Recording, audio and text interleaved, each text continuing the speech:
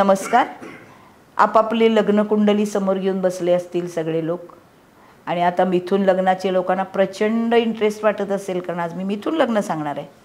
आपण मेष लग्न जेव्हा बघितलं तेव्हा मेष लग्नाचा लग्नेश हा प्रत्येक नक्षत्रातून आधी ते लग्न पाहिलं आणि मग नक्षत्रात ते लग्नेश बघितला. वृषभ लग्न पाहिलं तेव्हा लग्नेश शुक्र कुठे कुठे गेला की काय ते बघितलं. आता आपण मिथुन लग्न बघणार आहोत. हे लग्न बुधाचं आहे. याच्यामध्ये आपण अजून अनेक नवीन गोष्टी बघणार आहोत या लग्नेशाच्या जोडीला.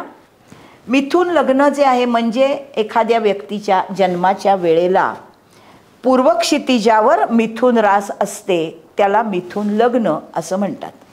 लग्नस्थान काय दाखवतं तर लग्न म्हणजे काया, शरीराचं हे स्थान आहे, तुमच्या बॉडी लँग्वेजचं स्थान आहे. तुम्ही कसे चालता, कसे बोलता, कसे उभे राहता, कसे ॲटिट्यूड दाखवता, कुठल्याही गोष्टीला कसे रिॲक्ट होता, स्वतःचं शरीर सांभाळून राहायची ताकद, तुमचं आरोग्य, तुमचं कॉम्प्लेक्शन, चेहऱ्यावरचे हावभाव, चेहऱ्यावर समोर दिसणारे अवयवाची ठेवण, हे सगळं लग्नस्थान आहे. आणि हे ज्या राशीचं म्हणजे जो आकडा लग्नी आहे ती त्या लग्नाची रास आहे. 3 आकडा लग्नी असलेल्या कुंडल्या ह्या मिथुन लग्नाच्या कुंडल्या.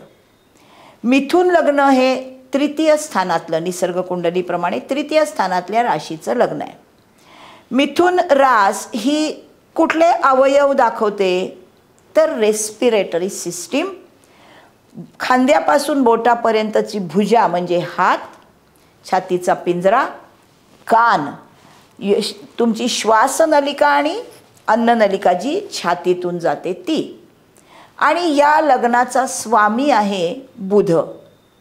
हे लग्न बुधाचं आहे आणि याच्या स्वतःचा स्वभाव जो आहे हे द्विस्वभाव लग्न आहे.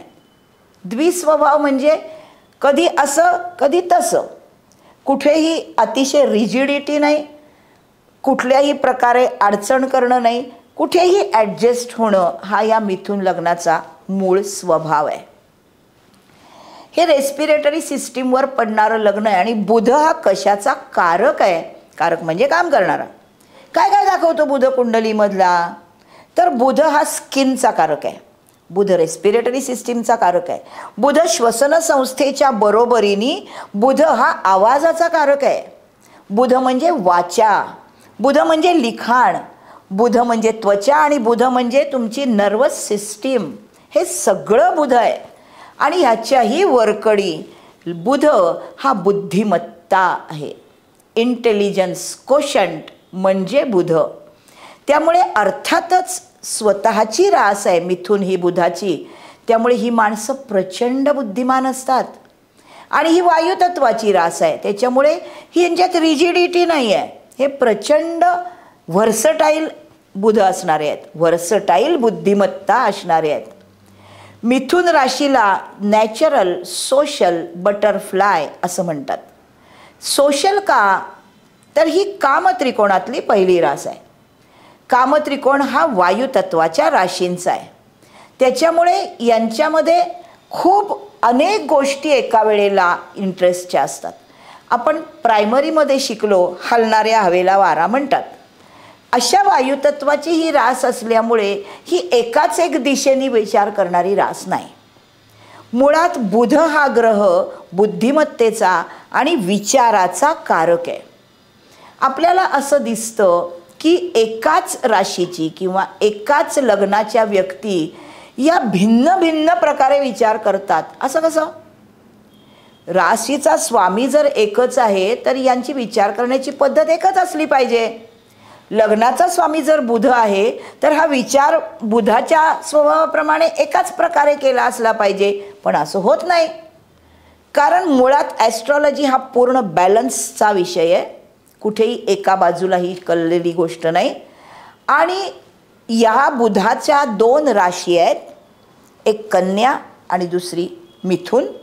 कन्या ही त्याची मूल त्रिकोण स्वरास, उच्चीची रास, मिथुन ही त्याची स्वरास. अनुदित गोलार्धामध्येच या दोन्ही राशी येतात. एक तृतीयामध्ये येते, एक षष्ठामध्ये येते. तृतीयातली मिथुन रास वायुतत्वाची आहे, षष्ठातली कन्या रास पृथ्वी तत्वाची आहे. म्हणजे जो ग्रह 2 राशींचा स्वामी असतो त्याच्यामध्ये दोन्ही राशींचे थोडे थोडे गुण एकत्र असतात. त्यामुळे मिथुन लग्न म्हणजे तुमचा जगासमोर येणारा चेहरा आणि मिथुन रास म्हणजे तुमचं मन म्हणजे चंद्र मिथुन राशीत. जेव्हा मिथुन लग्न म्हणतो तेव्हा फक्त लग्न स्थानाचे परिणाम हे लग्न देतं. पण कसं देतं? हा लग्नेश जिथे जिथे जातो त्या त्या स्थानांचे परिणाम ॲड करतं लग्न. मग मिथुन लग्नाचा स्वामी बुध आहे. ही वायुतत्वाची रास आहे आणि तृतीयातली रास आहे. तृतीय स्थान हे मीडियाचं स्थान आहे. मीडिया म्हणजे कम्युनिकेशन, दळणवळण, एकमेकाचे विचार एकमेकाला सांगणं. मीडिया म्हणजे T V, computer, Facebook, WhatsApp, Instagram, LinkedIn, radio, भाषणं, वर्तमानपत्र, बातम्या, जे काही लिखित आणि वाचिक स्वरूपात आहे ते सगळं बुध आहे. बुध हा शब्दामधून तुमच्यापर्यंत पोचतो म्हणून बुध हा भाषा शास्त्र आहे. बुध हा सगळ्या शास्त्रांचा कर्ता आहे, जनक आहे. मेडिकल सायन्सचा जनक आहे. कामशास्त्राचा स्वभाव आहे त्याचा. आणि हा गुणांमध्ये रजोगुणी ग्रह आहे. रजोगुणी असल्यामुळे अर्थातच एंटरटेनमेंट, मौज मजा, लक्झरी, कम्फर्ट्स, खूप आराम करणं हे सगळं याच्यामध्ये आहे. हा बुद्धिमत्तेचा कारक आहे आणि हा वायुतत्वाचा असल्यामुळे याची बुद्धिमत्ता अनेक दिशांची आहे. बुध कशाचा कारक आहे? गणित, भाषा, अकाउंट्स, कॉम्प्युटर, ऑडिट, त्यानंतर मेडिकल सायन्स, लॉ, वकील आहे बुध हा चांगला. इतक्या गोष्टी असताना परत हा लिखित स्वरूपात असल्यामुळे आपल्या सगळ्या ज्या लिजंड्स, ज्याला आपण धर्मग्रंथ म्हणतो, या सगळ्यांचा कारक बुध आहे कारण ते लिखित आहेत. आणि लिखित अजून काय असतं? बुध हा व्यवहार आहे, व्यापारशास्त्र आहे. मग लिखित व्यापार कशामध्ये असतो? जो स्टॉकमध्ये असतो. त्यामुळे शेअर्स, स्टॉक हे सगळं बुधाच्या अंतर्गत आहे. बुध हा प्रचंड बुद्धिमान ग्रह आहे. मिथुन लग्न हे अतिशय मैत्रीपूर्ण व्यवहार करणार आहे. का? कारण हे कामत्रिकोणातलं लग्न आहे. कामत्रिकोणातली ज्या राशी आहेत मिथुन, तुळ, कुंभ, या तीनही राशी या एंटरटेनमेंट हा त्यांचा आत्मा आहे. आणि इच्छा, आकांक्षा, महत्वाकांक्षा या सगळ्यासाठी या राशी जगतात. माणसाचा जन्मच कशामुळे होतो? त्याच्या मागच्या जन्मातल्या ज्या महत्वाकांक्षा, इच्छा अपुऱ्या राहिल्या त्या पूर्ण करण्यासाठी माणसाचा जन्म होतो सांख्ययोगामुळे. त्यामुळे ह्या मिथुन लग्नाच्या व्यक्तींना अतिशय व्हर्सटॅलिटी असते, मैत्रीपूर्ण व्यवहार असतो, मनातनं प्रचंड उत्साही असतात, प्रचंड क्युरिओसिटी असते. आपण निसर्ग आपल्या म्हणजे सूर्यमालेमध्ये बघितलं, रवी राजा, चंद्र सम्राज्ञी, गुरुमंत्री आणि मंगळ सेनापती आणि बुध हा युवराज आहे. युवराज हा सर्वात छोटा आहे आकाराने आणि हा सूर्यमालेमधला सगळ्यात लहान वयाचा छोटा मुलगा आहे. हा युवराज आहे. त्याच्यामुळे याच्यामध्ये खूप अनेक गोष्टी एका वेळेला हव्यात.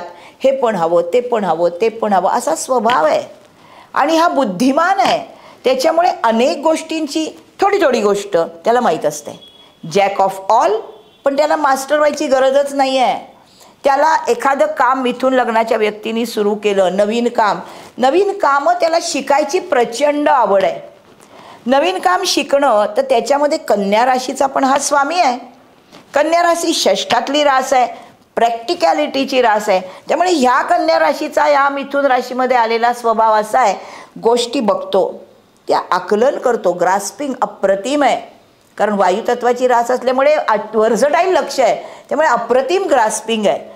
ग्रास्पिंग असल्यामुळे समजतं, ॲनालिटिकल करायचं असतं, पुढे समजून घेतलेल्याचं चिरफाड करायची आहे, सगळ्याचं ॲनालिसिस करायचं आहे, गाभ्यापर्यंत पोचायचं आहे, नको ते नको, जे हवं तेवढं कम्युनिकेट करायचं आहे. आणि याच्यामुळे हा संशयी स्वभावाचा पण होतो, प्रॅक्टिकल होतो. मिथुनेचा बुध जो आहे हा प्रचंड बुद्धिमान आहे, खूप वर्सटाईल आहे आणि एका ठिकाणी टिकत नाही, कारण तो वायुतत्व आहे. वायू एका ठिकाणी धरता येतो का आपल्याला वाऱ्याला? तसं मिथुन लग्नाची माणसं पण ही प्रचंड वर्सटाईल आणि कुठेही खात्रीपूर्वक टिकणारी नाही तो. म्हणजे आपण एखादं काम मिथुन लग्नाच्या व्यक्तीला सांगितलं आणि तिने ते काम सुरू केलं. सुरू केल्यानंतर तिला दुसरं आवडीचं काम काहीतरी समोर दिसलं, तिला ते पण शिकायचं आहे. ती हे काम असं दुसऱ्याला सोपवते, हे तू कर पुढे, तुझं नाव घाल, मला काही फरक पडत नाही, मी चाललो दुसरीकडे. त्याच्यामुळे खात्री नसते, डिपेंडेबिलिटी नसते, यांना काही फरक पडत नाही. तृतीय स्थानातली रास असल्यामुळे यांना प्रवास आवडतो, कारण तृतीय स्थान हे छोट्या प्रवासाचं स्थान आहे. यांना प्रवास करायला आवडतं. प्रवासाने काय होतं, केल्याने देशाटन सभेत मैत्री, हे सगळं मैत्री संचार या सगळ्यामुळे यांचं ज्ञान वाढतं. म्हणून ज्ञानाला अतिशय हापापलेली मिथुन रास आहे. बुद्धी आहे तिच्याकडे प्रचंड. आणि कामत्रिकोणातल्या सगळ्या राशी इच्छा महत्वाकांक्षेच्या पूर्तीसाठी नवीन शिक्षण घेऊन त्या पूर्ण करतात. आहे त्या रिसोर्सेसवर समाधान त्या मानत नाहीत. यांच्याकडे प्रचंड क्युरिओसिटी आहे. हे लोक त्यामुळे ज्ञान घेण्यासाठी सगळीकडे जातात, पण फार खोलात जायची यांना आवड नाही. कारण बुध हा वायुतत्वाचा आहे ना इथे, त्यामुळे खोलात जायचं तर टिकावं लागतं. यांना टिकणं आवडत नाही एका ठिकाणी, यांना रुटीन अजिबात नकोय. मेष रास जी आहे, मेष लग्न आहे, यांना नवीन नवीन गोष्टी हाताळायला आवडतात स्वतःच्या मताने. वृषभ लग्नाला रुटीन शिवाय दुसरं नाही, रिस्क याला अजिबात आवडत नाही. इथे मिथुन लग्नाला सारखं सारखं तेच नकोय. रोज काय तेच, रोज तीच माणसं, रोज तेच ऑफिस, रोज तेच काम, रोज तोच वेळ, हे त्यांना आवडत नाही. त्याच्यामुळे तृतीय स्थानातली ही रास असल्यामुळे ह्या स्थानामध्ये ज्यांचा चंद्र असतो ना, हे रोज छोटे प्रवास करून दुसरीकडे काम करायला जायला यांना आवडतं. जागा बदल हा यांना मजेचा भाग आहे. वृषभ लग्नाला जागा बदल हे मोठं संकट आहे. मिथुन लग्नाला ती मज्जा आहे. रोज नवीन माणसं दिसतील, रोज नवीन काम करायला मिळेल, रोज नवीन जागी मिळू, रोज नवीन मित्र भेटतील, अजून काय पाहिजे. या लग्नाचे मित्र टिकलेले नाहीत, कारण यांना मित्रपरिवार पण प्रचंड मोठा असतो. ही माणसं सगळ्यांना हवी असतात, कारण बुध हा स्मरणशक्ती आणि विनोदाचा कारक आहे. जे विनोदी लेखक, महाराष्ट्राचे दैवत पु ल देशपांडे, असे विनोद जे शाब्दिक कोट्या आणि असे प्रसंगापात, त्यांचा एक विनोद मला आठवतो. शरद तळवलकर यांची ओळख करून द्यायची होती. त्यांनी सांगितलं कानामात्रा नसलेला माणूस. मग आपल्या लक्षात आले, खरं शरद तळवलकर कुठे कानामात्राच नाही, इतका सरळ स्वभावाचा हा माणूस आहे. खरं आहे. म्हणजे इतक्या शाब्दिक कोट्या ज्या पटणाऱ्या, तुम्हाला त्यांच्या गोष्टी आठवत असतील. आपण कितीही वेळा त्यांच्या गोष्टी ऐकल्या तरी तितक्या वेळा त्या तितक्याच ताज्या आहेत. आणि त्यांनी केलेली जी विधानं आहेत ती कालातीत आहेत. अजून एक मला प्रसंग आठवतो त्यांच्याच कोटीमधला. ते मला वाटतं इटलीमधलं वर्णन आहे. तिथे ते एका कुटुंबामध्ये गेले होते आणि तिथे त्यांनी मला वाटतं व्हायोलिनचे का गिटारचे स्वर ऐकले जेवताना. त्यांनी त्या बाईंना विचारलं की कोण वाजवतंय. ते म्हणाले माझी मुलगी वाजवते. आणि त्यांनी तिला बाहेर बोलवलं ओळख करून द्यायला. आणि मग ते म्हणाले तिला की ही काय करते. ते म्हणे नाही, आता ही असं जॉब करते, हे सगळं आवडलं, आता हिच्या लग्नाचं मी बघते. किती वर्षाची आहे. 28 वर्षाची. ही गोष्ट खूप जुनी आहे. त्यावेळेला 28 वर्षाचं वय म्हणजे मोठंच. कुठल्याही आईला जगातल्या मुलीच्या लग्नाची काळजी ही असतेच, असं पुलंनी लिहिलंय त्याच्यामध्ये. म्हणजे मी म्हटलं तिला इतकी सुंदर कला हिच्या हातात, एवढी मोठी वाटत नाही, असं तिच्यासमोर म्हणू नकोस, ती आधीच लग्नाला तयार नाही आहे, मला त्याचीच काळजी लागली आहे. म्हणजे जगामध्ये माणसं कशी असतात हे निरीक्षण अतिशय उत्तम असतं मिथुन राशीचं. आणि ते सगळं बोलून किंवा लिहून दुसऱ्यापर्यंत कम्युनिकेट करणारीच ही रास आहे. कारण ही हातावर पडते म्हणून लिहिते. वर्तमानपत्रीय लिखाण हा बुध करतो आणि बोलते, कारण बुध हा वाचेचा कारक आहे. यांच्याकडे शब्द सामर्थ्य खूप असतं. आणि बुध हा भाषाशास्त्राचा कारक आहे. भाषा म्हणजे शब्द, याला मरण नाही. तुम्ही जे बोलता ते रेकॉर्ड करून दुसरीकडे जाईल, पण तुम्ही जे लिहिता ते कितीही लांब जाऊ शकतं, ते कुणाकडेही पोचू शकतं. लिखित आणि वाचेनी बोललेलं म्हणजे दृक्श्राव्य माध्यम ही बुधाचाच आविष्कार आहे. त्याच्यामुळेच भाषा आपल्याला समजते. हे लोक अतिशय बोलके असतात, पण ते कधी कधी अगदीच एककल्ली असतात. आता अर्थात लग्न हे पर्सनॅलिटीचा एक भाग आहे. याच्याबरोबर पर्सनॅलिटीमध्ये महत्त्वाची असणारे ग्रह किंवा स्थान म्हणजे तुमच्या कुंडलीतला रवी जो तुमचा आत्मा आहे आणि तुमच्या कुंडलीतला चंद्र जो तुमचा स्वभाव आहे. मग ह्या मिथुन लग्नाच्या व्यक्तीचा बुध कुंडलीमध्ये जितका उत्तम असतो तितकं हिचं सगळं प्रकटीकरण हे लोकांसमोर खूप छान पद्धतीने येतं. बुध बलवान आहे म्हणजे काय तर 90% कुंडल्यांमध्ये जगातल्या बुध हा रवीच्या बरोबर एकाच स्थानामध्ये असतो किंवा फार तर एक स्थान मागे पुढे, म्हणजे राशी एक स्थान मागे पुढे एवढाच असतो. असं का? कारण बुध हा सूर्यमालेमध्ये सूर्याभोवती फिरणारा, सूर्यापासून सर्वात जवळ असणारा ग्रह आहे. याची कक्षा पण त्यामुळे अर्थातच छोटी आहे, याचा देह पण छोटा आहे आणि त्यामुळे रवीपेक्षा बुध हा 28 अंशाच्या आतच असतो कायम. मग हा जर 10 अंशापेक्षा कमी अंतरात गेला तर तो अस्तंगत होतो, म्हणजे झाकोळला जातो. आणि जर हा 14 आणि त्याच्या पुढच्या अंशात असला तर हा युती करतो. याला बुधादित्य योग असं म्हणतात. हा बुधादित्य योग रवीच्या राशीमध्ये, गुरुच्या राशीमध्ये, बुधाच्या राशीमध्ये उत्तम परिणाम देतो, कारण इथे रवी आणि बुध हे चांगले ग्रह आहेत. मग हा बुधादित्य योग झाला तर काय असतं तर अतिशय बुद्धिमान माणूस, उत्तम गणिती, उत्तम विनोद बुद्धी. बुध हा स्मरणशक्तीचा कारक आहे. लग्नी मिथुन राशीतला बुध जर असेल, म्हणजे मिथुन लग्नाला लग्नी बुध असेल तर रवी बरोबर असण्याची शक्यता जास्त आहे. हा मिथुनेतला बुध असल्यामुळे स्वतःच्या घरी तो बलवान आहे. हो, तो कसा अस्तंगत होईल? तो अस्तंगत होत नाही, अस्तंगत परिणाम देत नाही ॲस्ट्रॉनॉमिकली झाला तरी. आणि मग इथे हा रवी बुधाशी युती करतो, त्यामुळे प्रचंड गणिती बुद्धिमत्ता, प्रचंड वर्सटॅलिटी, प्रचंड विनोद बुद्धी, उत्तम स्मरणशक्ती हे सगळे गुण या मिथुन लग्नामध्ये दिसतात. ह्याचा बुध त्याच्या बरोबर 28 अंशापेक्षा जास्त बाहेर जाऊ शकत नाही, त्याच्यामुळे तो अस्तंगत होऊ शकतो किंवा युती करू शकतो. कुठल्याही कुंडलीमध्ये रवीवर बुधाची दृष्टी पडली आहे म्हणजे कुंडली चुकली. कधीच असं होणार नाही. रवीपासून बुध 7व्या राशीत कधीही जाणार नाही, हे कायम लक्षात ठेवा. ध्येयापासून फक्त ही जी माणसं असतात ना मिथुन लग्नाची, ही बुद्धिमान प्रचंड आहेत, पण त्यांनी एक गोष्ट ठरवली की मला हे करायचं आहे, तर ते असे फोकस्ड नसतात. कारण मंगळ हा फोकस्ड ग्रह आहे, मंगळ हा कृतीचा ग्रह आहे, बुध हा विचाराचा आणि बुद्धिमत्तेचा ग्रह आहे. तो मंगळाचा कट्टर शत्रू आहे. त्याच्यामुळे यांना आपलं ध्येय गाठत असताना अनेक प्रलोभनं मध्ये मध्ये असतात आणि ते तिथे तिथे डिस्ट्रॅक्ट होऊ शकतात जर कुंडलीतला बुध उत्तम नसेल तर. आणि त्याच्यामुळे काय होतं की एखादं काम, समजा एखाद्या मोठ्या ऑफिसमधल्या साहेबांनी एखाद्या मिथुन लग्नाच्या माणसाला एखादं काम करायला दिलं आहे आणि त्याला त्याची जबाबदारी देऊन टाकली आहे. दुसऱ्या दिवशी त्याला असं दिसतं की ते काम उत्तम प्रकारे झालेलं असतं, पण तिसरीच व्यक्ती घेऊन येते आणि आपलं नाव घालून सही घेते. हे काम तर मी या माणसाला दिलं होतं, मग तू कसं आणलं? नाही, त्यांनी ते केलं होतं आणि तेवढ्यात त्याला शेजारच्यानी दुसरं विचारलं, त्याला त्याच्यातलं पण येत होतं. तो म्हणाला पुढचं तू पूर्ण करून सही कर खाली, मला काही फरक पडत नाही. अच्छा, म्हणजे ते तू पूर्ण केलं नाही आहेस, पण ती त्याची बुद्धिमत्ता होती. मग त्याने का नाही केलं? त्याला दुसरं काम आलं ना, मग त्याला स्वतःचं नाव खाली घातलं नाही, याबद्दल काहीही फरक पडत नाही. हे लोक स्वतःच्या नावाच्या आभेमध्ये किंवा स्वतःला प्रसिद्धी मिळावी म्हणून कधीच काम करत नाहीत. यांना प्रसिद्धीची हावच नाही आहे अजिबात. यांना बुद्धिमत्ता वापरण्याची कामं आवडतात. स्वतःच्या मनाला आनंद देणं, एंटरटेनमेंट करणं हे सर्वोत्तम महत्त्वाचं आहे. मिथुन तुळ कुंभ या वायुतत्वाच्या राशीची माणसं आयुष्य समरसून जगतात.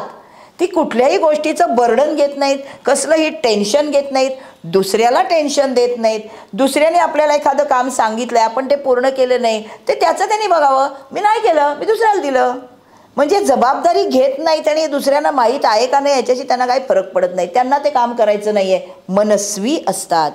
त्यामुळे मिथुन लग्नाची माणसं ही अत्तरासारखी असतात, जी जिथं असतात ना तिथल्या लोकांना खूप आनंद देतात आणि पुढे निघून जातात. अत्तराचा सुगंध मागे राहतोय, दुसरीकडे जाऊन परत तेच काम करतात. त्यामुळे हे खूप वर्सटाईल असतात, खूप लोकप्रिय असतात.